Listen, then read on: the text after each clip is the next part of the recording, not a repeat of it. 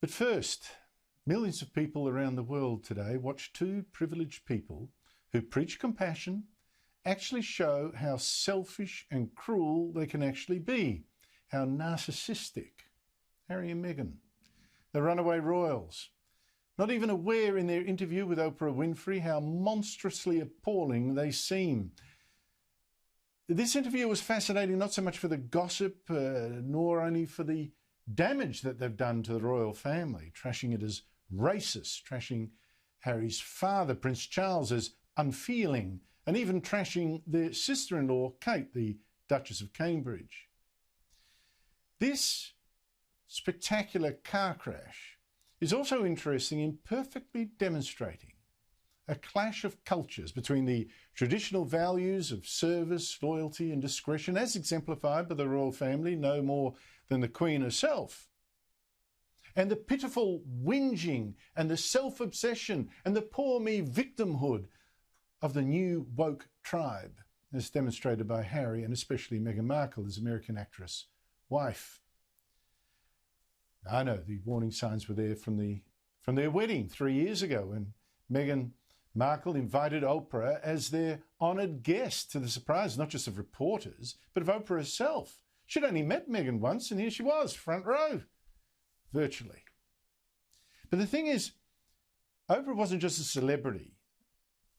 Let's be frank, Meghan Markle is an extraordinary social climber. Oprah was also someone who could be useful in the future. Markle could rely on her to back her up at times like right now and help her play the race card. And Oprah today gave Harry and Meghan Markle absolutely free rein to smear the royal family, not questioning even the most literally unbelievable claims and interpretations.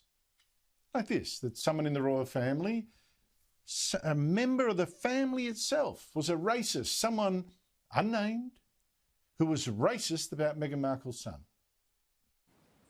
In those months when I was pregnant, all around this same time, so we have in tandem the conversation of he won't be given security, he's not going to be given a title,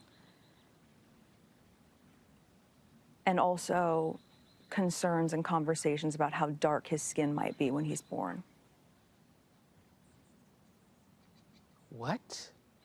And who is having that conversation with you?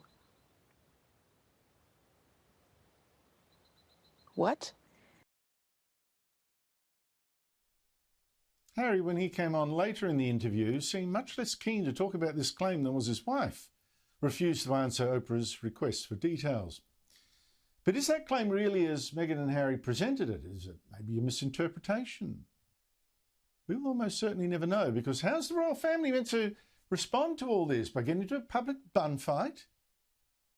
Most of the interview today was Harry and Meghan whinging about that family, whinging about the royals not paying for their security when they ran away. What, these people can't afford to pay for it themselves? Whinging about not training Meghan on how to be a royal and teaching her the words of the national anthem, not making a prince of their son. Oh, Meghan Markle was very upset about that, which is actually not done for great-grandsons, certainly not when they aren't in direct line to the throne.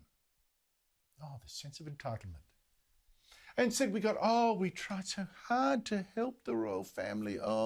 We really meant the best, Harry and Meghan claimed, as they meanwhile showed the exact opposite by putting in the boot. Harry even threw his own father under a bus. Prince Charles, he said, had stopped taking Harry's calls when Harry's about to flee Britain for Canada to save, allegedly, Meghan's mental health. And Harry complained, I really felt let down by my father because he's been through something similar, with Diana. He knows what the pain feels like. Really? I wonder whether Harry ever wonders whether his own father feels let down by him, especially now, after this, being trashed around the world on TV in a way his father would never do to his son. And Meghan, meanwhile, settles scores with her sister-in-law, the woman in line to be queen, Oprah asked Meghan, what about the reports that you made Kate cry in a fight over a bridesmaid's costume for the wedding? Well, said Meghan, it was all Kate's fault.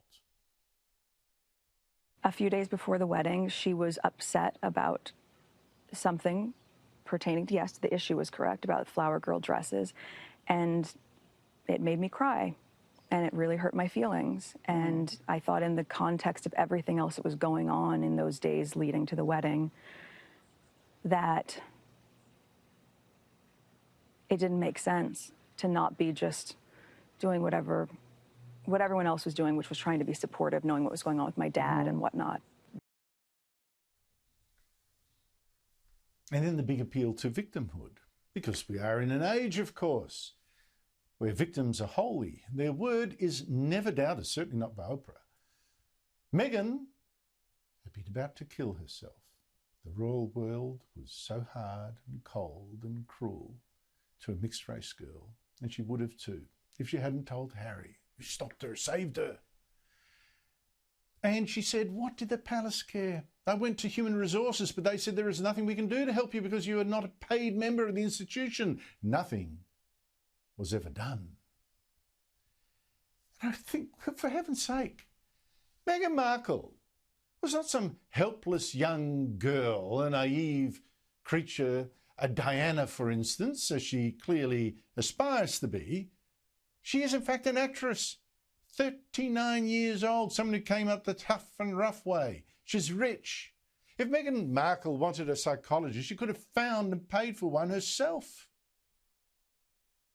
And it is telling that rather than do that, she went to a friend of Harry's sainted mother, borrowing that Diana mystique. I didn't know who to even turn to in that. And one of the people that I reached out to, who's continued to be a friend and confidant, was one of my husband's mom's best friends, one of Diana's best friends. I'm just appalled by what I saw. I mean, I'm just staggered. It's probably worse than Buckingham Palace could have imagined it would be. And if you were at all tempted to think, wait, this poor Meghan Markle, I mean, really, maybe she was treated appallingly. Fancy driving this poor, helpless, naive, sensitive young woman to the brink of suicide. Well, know this, their former head of communications has finally got Buckingham Palace to set up an inquiry to investigate claims he made 2 years ago that it's Meghan who is the bully.